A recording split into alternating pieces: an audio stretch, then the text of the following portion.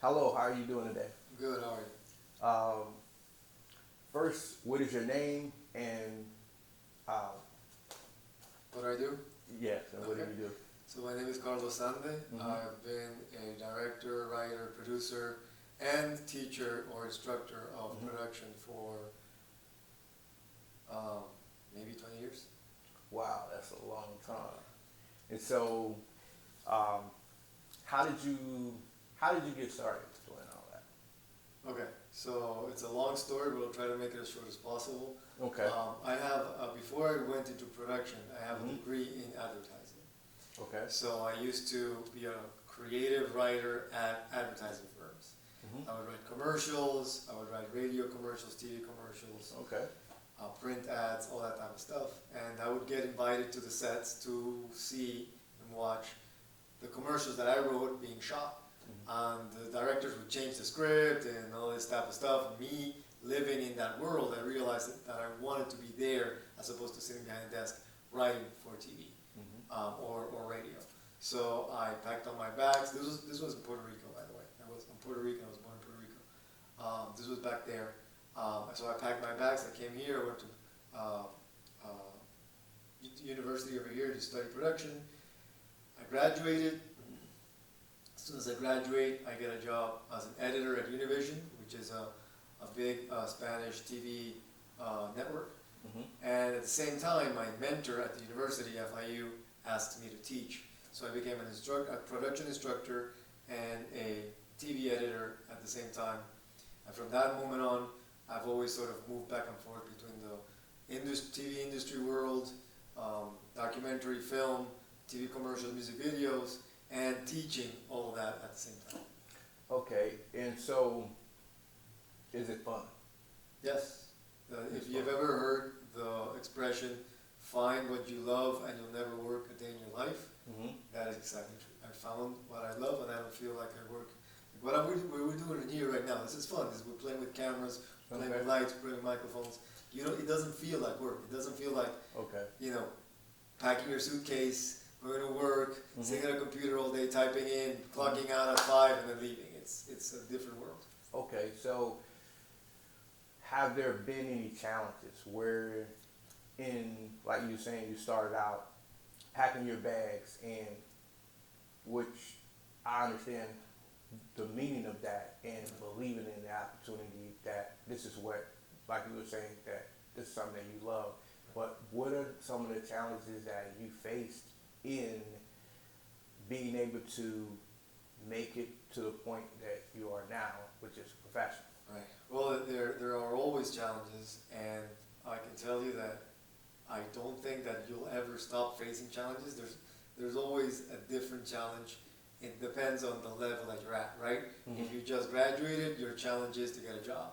Mm-hmm. If you're in the industry and you are trying to get a promotion, then the challenge is to be the best out there so that they don't promote this guy, they promote you.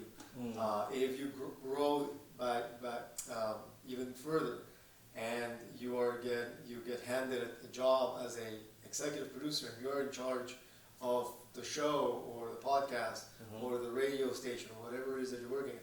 That includes a bunch of different challenges, right?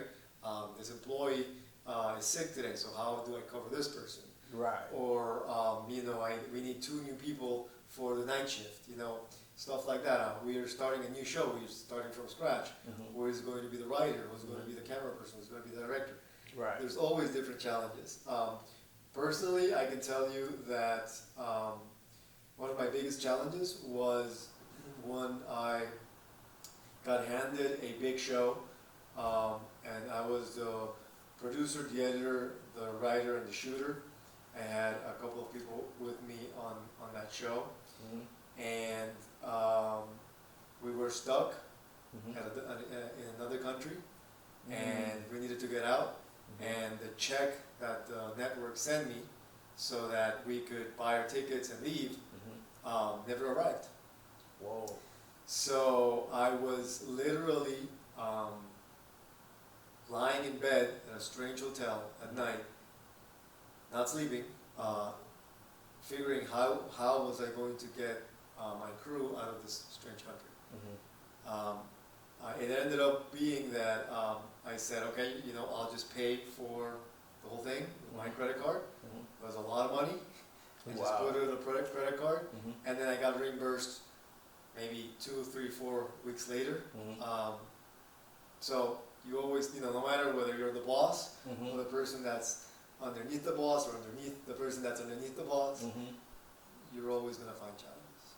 Okay, and so what are some of your accomplishments for out of 20 years of working as a producer, writer? What are some of your accolades that you have? Yeah, well, there's several. The ones that I could mention just off the top of my head. Again, to make a long story short, I've been nominated for several Emmys. I've won Emmys for directing. I've worked with people that are very high in the industry, Mhm. not only producers, but executive producers, directors, actors. Mhm. I've worked with Alyssa Milano, The Rock, Mhm. Daddy Yankee, Don Omar, Shakira. So it's been a very, very um, blessed career, I would say. Cool.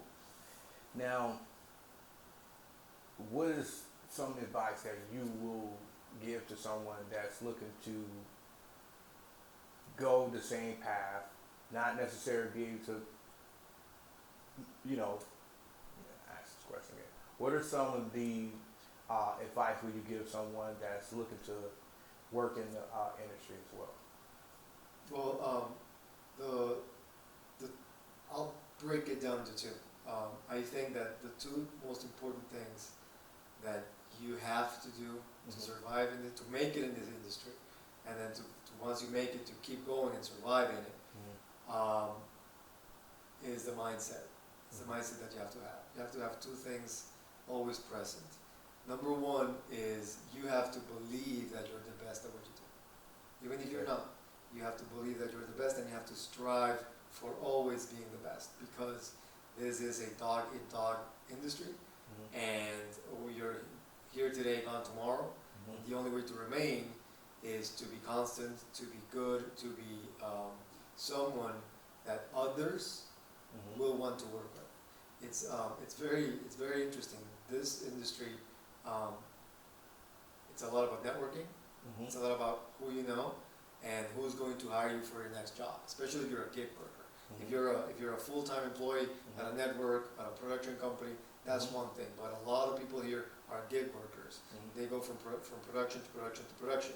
And the only way that you can effectively do that is good word of mouth, other people knowing the quality of job, the quality of work that you do, so that you can get hired for that next job. That's the first thing. And then the second thing is, which sounds like contradictory to what I just said, Mhm. where you think that you're always the best, is to remain humble. I've seen a lot of people lose jobs Mhm. or not get called again because of egos, because they think they're the greatest, because they think they're the best thing since sliced bread, and that gets you far up until a certain point, right? When people will not be able to tolerate you anymore because of your attitude. Mhm. So think to yourself that you're the best, or try to be the best at everything that you do, while remaining humble, which is not an easy thing to do. Now, I know you mentioned that you've been in the business for like 20 years. Now, where do you see yourself, you know, 5 years from now? Working in the industry or working independently? I know you say you're an instructor, whatever the case may be. I've learned from you as a student as well. It ain't been always a good thing, but I'm able to look past that and grasp the knowledge of what you have taught me since I've been there. Well, it's interesting because the people that have been in this industry longer than I have been, Mhm. you tend to see sort of the path that everybody takes, and I don't think I want that path. The people that are maybe 30 years in the industry as opposed to 20, like myself, they sort of leave the set, they sort of leave the production to someone else, and they become executive producers. They create their own company and they have other people working for them.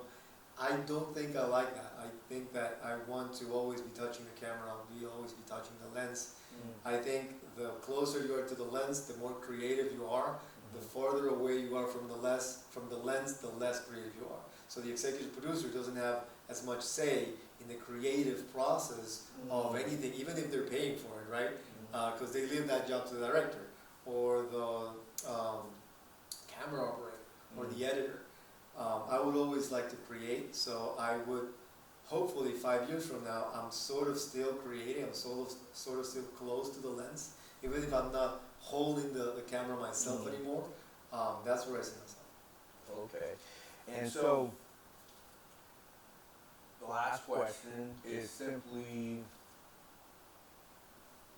do you have a website or a page that people can actually access some of your Right work?